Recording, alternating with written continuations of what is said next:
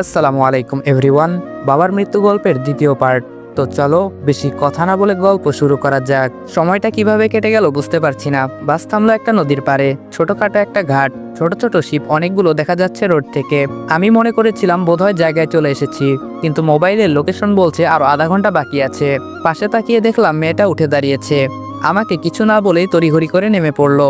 আমি দীর্ঘ নিঃশ্বাস ছেড়ে সিটে হেলান দিয়ে ভাবলাম, মানুষের প্রয়োজনে পা অবধি ধরে, কিন্তু একটা সময় যখন প্রয়োজন ফুরিয়ে যায়, আপনার সাথে কথা বলার মতো তার সময় হয়ে ওঠে না। মেয়েটার অবস্থাও সেই রকম কিছুই। যখন সিট ছাড়ছিলাম না, তখন ভ্যাবলার মতো তাকিয়েছিল। তারপর জানালার পাশের সিটটাও চেয়ে বসলো। কি ভেবে যেন দিয়ে দিলাম। আর এখন এমন একটা ভাব করে চলে গেল, মনে হচ্ছে আমাদের মাঝে কিছুই হয়নি। ওহ, ভালো কথা, সে তো বলেছিল ভাড়া দিবে, তাহলে কিছু না বলে চলে গেল কেন? ভাড়া কি আমি তার কাছ থেকে নিতাম নাকি? বলে গেলেও পারতো। কেন জানি মেয়েটা নেমে যাওয়াতে জায়গাটা শূন্য লাগছে। কেন এই অনুভূতি হচ্ছে মনের মাঝে ঠিক ধরতে পারছি না। কিছু কিছু স্বল্প সময়ের স্মৃতিও মনের সাড়া ফেলে। আমার পাথর মনে এভাবে কেউ সাড়া ফেলবে ভাবিনি কখনো। তবে কি আমি স্বল্প সময়ের জন্য সেই শ্যামলতার রূপের মাধুর্যের মাঝে নিজেকে নিখোঁজ করেছিলাম? ধ্যাত, আজকাল কি সব উদ্ভট চিন্তা ভাবনা করে সময় নষ্ট করি। চলার পথে কত পরিচয় হয়, কত মানুষের সাথে কত ঘনিষ্ঠ সম্পর্ক যুক্ত হয়। দূরে গেলে কোনো একদিন ঠিকই ভুলে যেতে সক্ষম হয়।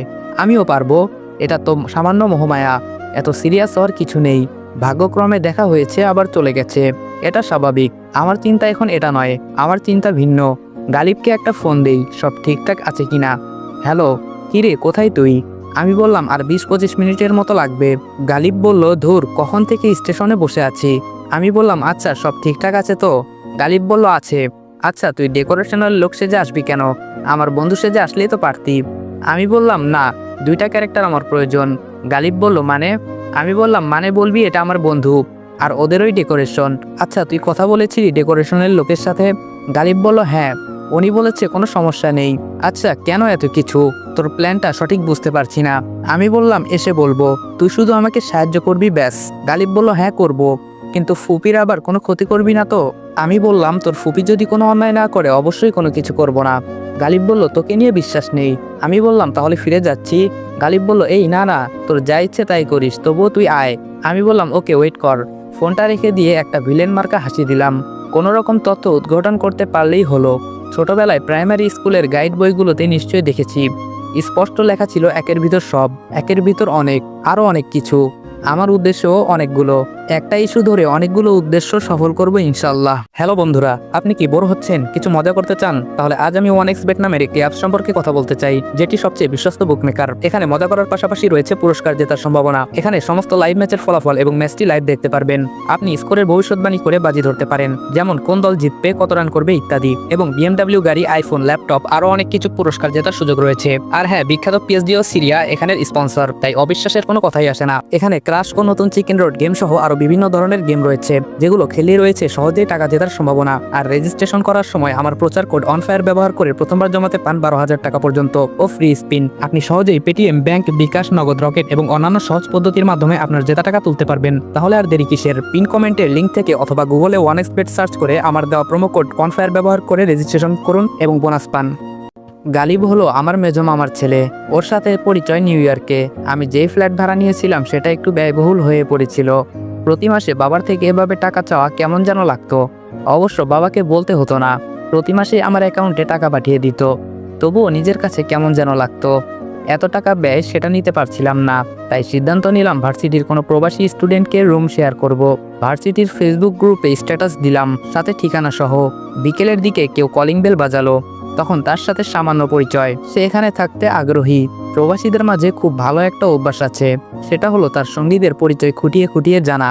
অবশ্য আমি জানতে চাইনি, সে নিজের ইচ্ছেই আমাকে জিজ্ঞেস করত। আমি সারাদিন এভাবে বিষণ্ণ মনে থাকি কেন? বেশ কয়েকবার জিজ্ঞেস করার পর আমি পরিচয় দেই। ভাগ্যবশত তার পরিচয় বেরিয়ে আসলো সে আমার মেজো মামার ছেলে। এটা অবশ্য কুইন্সিডেন্স। অনেকে ভাবতে পারেন এগুলো গল্প বা সিনেমায় হয়, তবে ব্যাপারটা সেরকম না।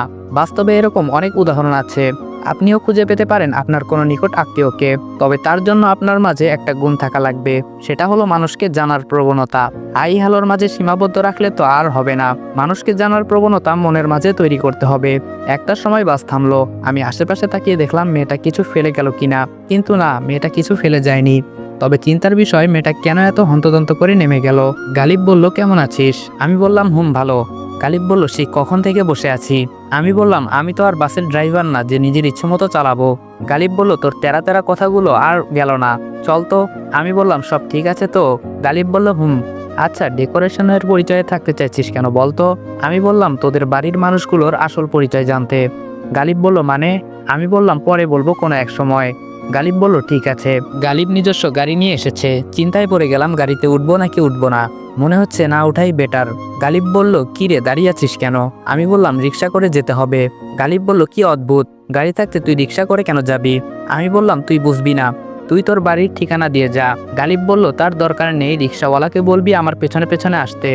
আমি বললাম, ওকে। বিয়ের বাকি আরো 3 দিন। এই কিছুদিনের ভেতরে সবকিছু আমাকে জানতে হবে। আর ছদ্মবেশে গেলে অনেক সহজ হবে ব্যাপারটা। জানতে পারবো কে কি ধরনের মানুষ। তাদের বাড়ির অনেকের উপর আছে আমার ঘৃণা। প্রথম নাম্বার তালিকায় আমার আম্মু, দ্বিতীয় নাম্বার আমার বড় মামা, তৃতীয় নাম্বার হচ্ছে আমার বৃদ্ধ নানি। যতটুকু মনে আছে, তারাই সেদিন আব্বু আম্মুর ডিভোর্সের জন্য মুখ্য ভূমিকা পালন করেছে। অবশ্য আব্বু আম্মুর দোষ কম ছিল না। আমার সামনেই ঝগড়া লেগে থাকতো সব সময়। আমি দরজার আড়ালে দাঁড়িয়ে সবকিছু দেখতাম। সে সময় ছোট হলেও একটু একটু বুঝতে পারতাম।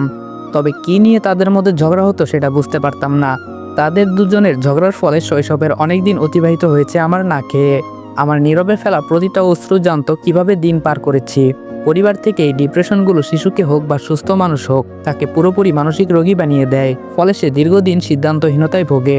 এক সময় ভুল সিদ্ধান্ত নিয়ে তার জীবনের মোড় ঘুরিয়ে দেয়। পরে সমাজ বলে সে খারাপ, কিন্তু সমাজের মানুষের চোখে এটা কখনো পড়ে না যে তার খারাপ হওয়ার উৎপত্তি স্থল কোথায়। কি কারণে ছেলেটা আজ নেশায় মগ্ন, কি কারণে মেয়েটা আজ বেপরোয়া, কেন সে আজ এই খারাপ পথে। সেই দিকটা খতিয়ে দেখার মতো সময় নেই আমাদের সমাজের।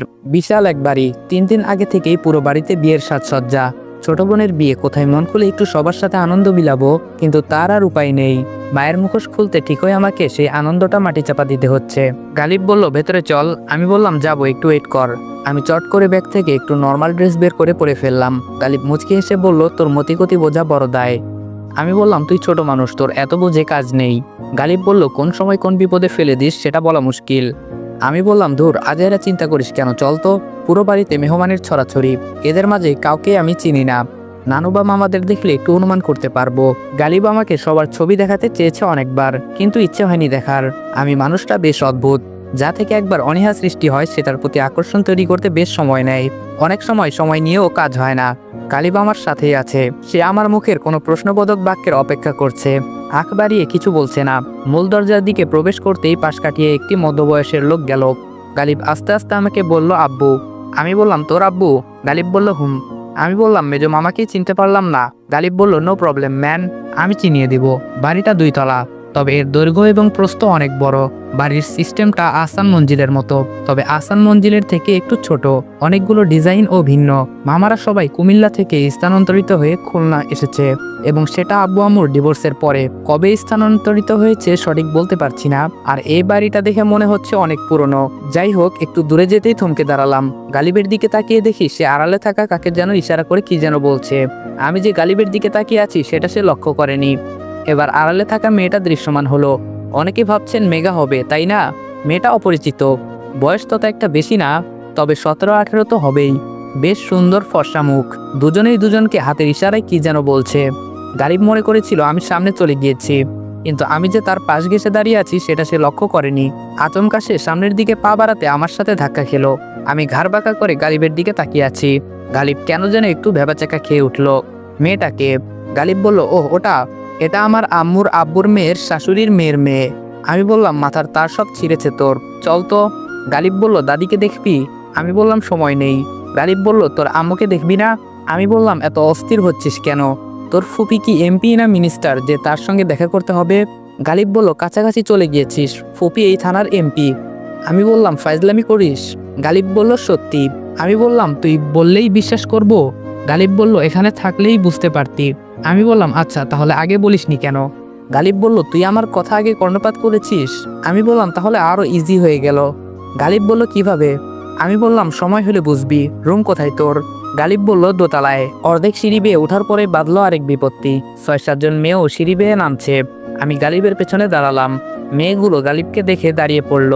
আমি অন্যদিকে মুখ করে দাঁড়িয়ে আছি। একটা মেয়ে ফিসফিস করে বলছে, গালিব ভাই, এটা কে? গালিব আমার দিকে তাকালো। ফেক পরিচয় দিতে সে ইতস্ত বোধ করছে। আমি গালিবের পেটে খোঁচা দিলাম পরিচয় দেওয়ার জন্য। গালিব বলল, ওহ এটা, সে আমার বন্ধু প্লাস ডেকোরেশনের লোক। মেয়েগুলো একসাথে হেসে উঠল। তাদের মাঝে কেউ একজন আবার ফিসফিস করে বলছে, নাম কি তার? গালিব আমার দিকে তড়িৎ গতিতে তাকিয়ে বলল, কি যেন নাম তোর? আমি গালিবের দিকে রাগী দৃষ্টিতে তাকিয়ে রইলাম। এত নির্বোধ ছেলেটা বলার বাহিরে। একটা ফেক নাম বললেই তো হয়। আমি বললাম, তুই জানিস না? গালিব বলল, ও হ্যাঁ মনে পড়েছে, ওর নাম মিরাজ। মিরাজ, হ্যাঁ মিরাজ। আরেকটা মেয়ে বলে উঠলো, ছাগলের মতো ম্যাঁ ম্যাঁ করছিস কেন? তোর বন্ধুর নাম তোর মনে থাকে না? কেমন বন্ধু তোর? গালিব বলল, আরে আজকে মাত্র পরিচয় হলো। যাক বাবা, কথাটা ঘোরাতে পেরেছে। তোর সাথে পরে কথা আছে, ফোন দিলে দেখা করিস। আমি বললাম, ওকে। মেয়েগুলো চলে গেল। আমি গালিবের মাথায় একটা চাটি মারলাম।